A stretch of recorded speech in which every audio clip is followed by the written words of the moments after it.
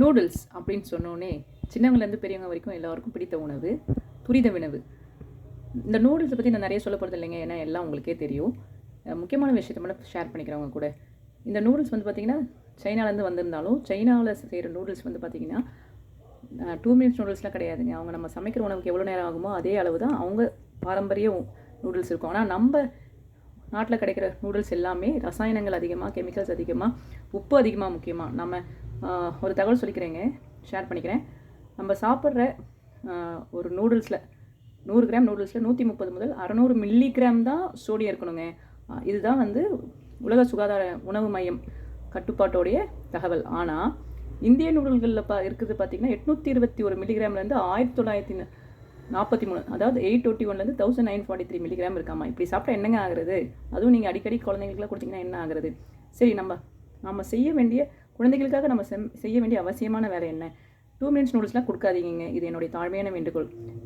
இவற்றை ஒதுக்கிவிட்டால் நம் பிள்ளைகள் கேட்கும் நூடுல்ஸை எப்படி தருவது? கடையில் கிடைக்கும் சேமியாவை வாங்கி நாம் சொந்த தயாரிப்பில் நூடுல்ஸ் சமைக்கலாங்க. நம் பாரம்பரிய நூடுல்ஸான இடியாப்பத்தை வந்து குழந்தைகளுக்கு அறிமுகப்படுத்தலாம். தினசரி உணவாக இருக்கும் நூடுல்ஸையே படிப்படியாக குறைத்து சிறிதானிய உணவை பழக்கப்படுத்தலாம். இதுதாங்க நம்ம குழந்தைகளுக்கு செய்ய வேண்டிய அவசியமான வேலை.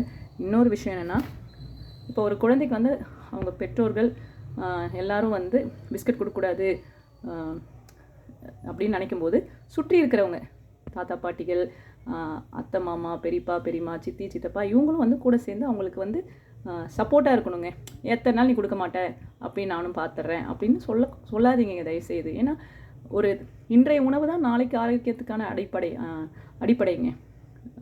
நம்ம நல்லா இருக்கிறதுக்கு இன்றைக்கி சாப்பிட்ற உணவு தானேங்க 10 வருஷம் கழிச்சு அது இதுக்கு பண்ணுவோம். நிறையா டீனேஜர்ஸ்க்கு வந்து தைராய்டு வருது அப்படின்னு சொல்லிட்டு சர்வேல சொல்கிறாங்க. ஸோ பார்த்தீங்கன்னா நூடுல்ஸை குறைச்சிருங்க. தரமான உணவுகளை குழந்தைகளுக்கு அறிமுகப்படுத்துங்க, சத்தான உணவுகளை. இதுதான் என்னுடைய தாழ்மையான வேண்டுகோள். மீண்டும் வேறு ஒரு வீடியோவில் சந்திக்கிறேன். நன்றி.